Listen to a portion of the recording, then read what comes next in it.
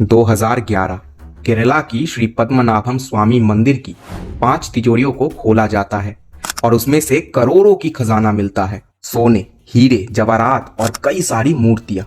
ये देखकर हर किसी की आंखें खुली की खुली रह जाती है। पर आज भी यहाँ की छठी तिजोरी बंद है और उसमें कैद है कई सारी रहस्य।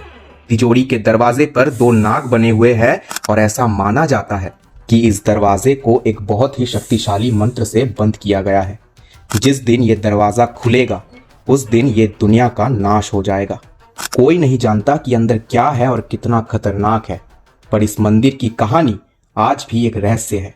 भारत में ऐसे न जाने कितने मंदिर हैं जो इतने सारे रोचक कहानियों से भरे हैं, जिनके बारे में आप जितना जानना शुरू करेंगे उतना ही हैरान रह जाएंगे। तो आज के इस वीडियो में हम भारत के ऐसे ही कुछ मिस्टीरियस टेम्पल के बारे में बात करेंगे जो इस बात का जीता जागता सबूत है कि हमारी सभ्यता कितनी पुरानी है और इसमें कितने गहरे राज छुपे हैं।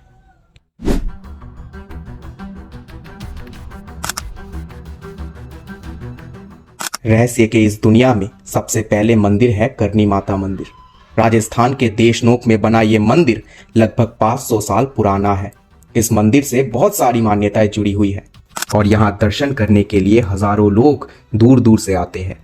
पर जहाँ पर एक तरफ मंदिरों को पवित्र माना जाता है और सुबह शाम वहाँ सफाई की जाती है, पर यह मंदिर कुछ अलग है क्योंकि यहाँ करीब 25,000 काले चूहे का बसेरा है। और तो और इन काले चूहों से दूर भागने के बजाय इस मंदिर में इन्हें पवित्र माना जाता है। कहते हैं कि ये चूहे करनी माता के परिवार के लोग हैं और इसीलिए मंदिर में काम करने वाले भक्त और पुजारी भी इन्हें अपना परिवार मानते हैं। और ये चूहे पूरे गर्भगृह से लेकर मंदिर के रसोई घर तक हर जगह घूमते रहते हैं। साधारण तौर पर चूहे अगर किसी खाने की चीज को झूठा कर देते हैं तो हम बीमार होने के डर से उस खाने को फेंक देते हैं, लेकिन इस मंदिर में चूहे के झूठे खाने को प्रसाद माना जाता है और ऐसा मान्यता है कि इस प्रसाद को खाकर भी आज तक कोई बीमार नहीं हुआ। और सिर्फ यही नहीं, भक्त यहाँ चूहों के साथ बैठकर एक ही थाली में खाना खाते हैं। इस मंदिर के नियमों के हिसाब से यहाँ पर पैर उठाकर चलने के बजाय घसीट के चलना पड़ता है ताकि कोई चूहा पैरों के नीचे दब ना जाए। अगर कोई चूहा गलती से पैर के नीचे आ जाता है तो इसे अपशगुन माना जाता है, लेकिन अगर वही चूहा आपके पैरों के ऊपर से गुजर जाता है तो माता का आशीर्वाद माना जाता है। और यहाँ हजारों काले चूहों में कुछ सफेद चूहे भी है। कहा जाता है कि ये चूहे करनी माता के बेटे हैं और इसीलिए अगर इनके दर्शन मिल जाते हैं तो ये एक बहुत बड़े सौभाग्य की बात होती है। एक ऐसा मंदिर जहाँ चारों तरफ चूहा है, आप चल रहे हैं और आपके ऊपर डाल से चूहा लटक रहा है। क्या आप उस मंदिर के दर्शन के लिए जाएंगे? लेकिन ये एकमात्र ऐसा चौंका देने वाला मंदिर नहीं है। गुवाहाटी में बसे कामाख्या देवी मंदिर हिंदू धर्म का एक बहुत महत्वपूर्ण हिस्सा माना जाता है। यहाँ हर साल लाखों भक्त देवी के दर्शन के लिए आते हैं और ऐसा माना जाता है कि ये मंदिर भारत के सबसे पुराने शक्तिपीठों में से एक है। ऐसा माना जाता है कि जब देवी सती ने अपने पिता के यहाँ अपमानित होकर यज्ञ में कूदकर अपनी जान ले ली थी, तब शिव जी बहुत दुखी हुए थे और वे देवी सती के जले हुए शरीर को लेकर ब्रह्मांड के चक्कर लगाने लगे। तो उस समय विष्णु जी ने अपने सुदर्शन चक्र से देवी के शरीर के 51 टुकड़े कर दिए और इन्हीं में से देवी की योनि यहाँ आकर गिरी थी। और उसके बाद हर साल जून के महीने में कामाख्या देवी मंदिर के पास से बहने वाली ब्रह्मपुत्र नदी में 3 दिनों तक लाल रंग का पानी बहता है।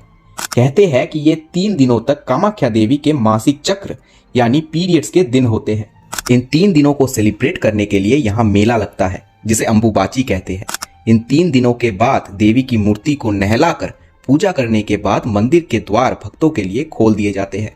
अब कुछ लोग ये कहते हैं कि यहाँ के पंडित पानी को लाल बनाने के लिए उसमें सिंदूर मिला देते हैं और ये मेंस्ट्रुअल साइकिल वाली बात बिल्कुल गलत है। और साइंटिफिक थ्योरीज ये बताती है कि यहाँ की मिट्टी में आयरन भरपूर मिलता है जो पानी से रिएक्ट होकर लाल रंग प्रोड्यूस करता है।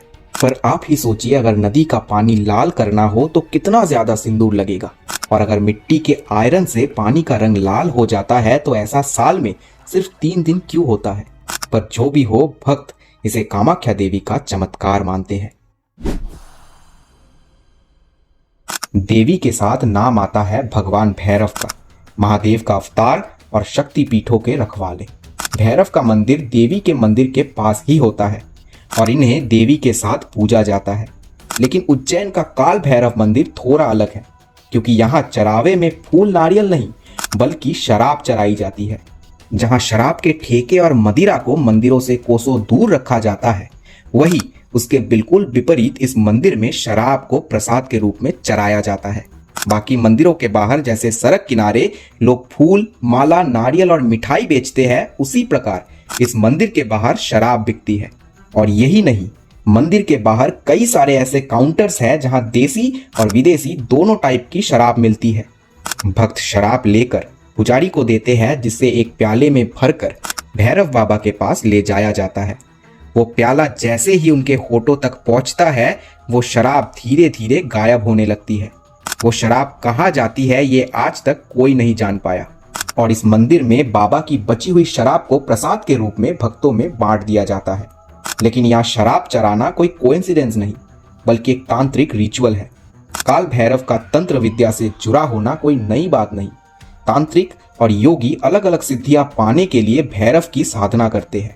पंचोपकार या पंच तत्व, ऐसा 5 तत्व होते हैं जिनका इस्तेमाल तंत्र विद्या में किया जाता है। मद्य यानी अल्कोहल, मांस यानी मीट, मत्स्य यानी फिश, मुद्रा यानी पाउंड ग्रेन और मैथुन यानी सेक्सुअल इंटरकोर्स। माना जाता है कि पहले 5 तत्व यहाँ ऑफर किए जाते थे, पर धीरे धीरे बाकी के 4 सिर्फ सिंबॉलिक रिचुअल्स बनकर रह गए और आज सिर्फ मदिरा को यहाँ चराया जाता है। भारत में ऐसे कई मंदिर हैं जो काला जादू और एक्सॉर्सिज्म के लिए जाने जाते हैं, और ऐसा ही एक मंदिर मध्य प्रदेश में भी है जो बैतूल जिले के गंगापुर में है, भगवान दत्तात्रेय का मंदिर। भगवान दत्तात्रेय, जिन्हें त्रिनाथ भी कहा जाता है, ये ब्रह्मा, विष्णु और महेश के अवतार है। वैसे तो यहाँ की हवा में एक अजीब सा एहसास हमेशा खुला रहता है, लेकिन पूर्णिमा और अमावस का दिन आते ही यहाँ जो कुछ भी होता है वो देखकर हर किसी के रोंगटे खड़े हो जाते हैं। जहाँ एक तरफ मंदिरों में शांति का माहौल होता है, वहीं दूसरी तरफ ये मंदिर हर अमावस और पूर्णिमा के साथ डरावनी चीजों और आवाजों से भर जाता है, क्योंकि इस दिन यहाँ हजारों लोग जमा होते हैं जिन पर बुरी आत्माओं का साया होता है। सुबह 11:30 बजे मंदिर में महामंगल आरती होती है और इस आरती के साथ ये मंदिर इन लोगों की चीख से गूंजने लगता है। चीखते चिल्लाते ये लोग भगवान को गाली देते हैं और ऐसा माना जाता है कि बुरी आत्माएं पोजेस्ट करके इन सब से ये सब करवा रही है। और इस दौरान ये लोग मंदिर की दीवारों और पोल्स पर चढ़कर लटकने लगते हैं और कुछ लोग जमीन पर रेंगने लगते हैं। अब ऐसा माना जाता है कि इस मंदिर में जाने के बाद और महामंगल आरती में हिस्सा लेने के बाद बुरी आत्माएं पोजेस्ड लोगों की शरीर को छोड़कर चली जाती है। अब जरा सोचिए, लोग दीवारों पर चिपक जाते हैं, जमीन पर रेंगने लगते हैं और मंदिरों की खंभों पर लटक जाते हैं। उन चीखते चिल्लाते लोगों की लाल आंखें और बिखरे बाल देखकर हर किसी का दिल बैठ जाता है और ये दृश्य कमजोर दिल वालों के लिए नहीं है। तो ये थे भारत के 5 रहस्यमयी मंदिर, जो एक बड़ी सी सभ्यता का एक छोटा सा हिस्सा है। ये देश जादू, चमत्कार, तंत्र, भूत, प्रेत, आस्था, रहस्य और विश्वास से भरा हुआ है। अगर आप ऐसे ही किसी मंदिर के बारे में जानते हैं जिनके साथ रहस्य जुड़े हुए हैं, तो हमें कमेंट्स में जरूर बताइए। हम आशा करते हैं कि ये वीडियो आपको पसंद आया हो। अगर ये वीडियो आपको पसंद आया हो तो लाइक और शेयर जरूर कीजिए और ऐसे ही अनसुनी कहानियों के लिए हमारे चैनल को सब्सक्राइब कर दीजिए। मिलते हैं अगले वीडियो में।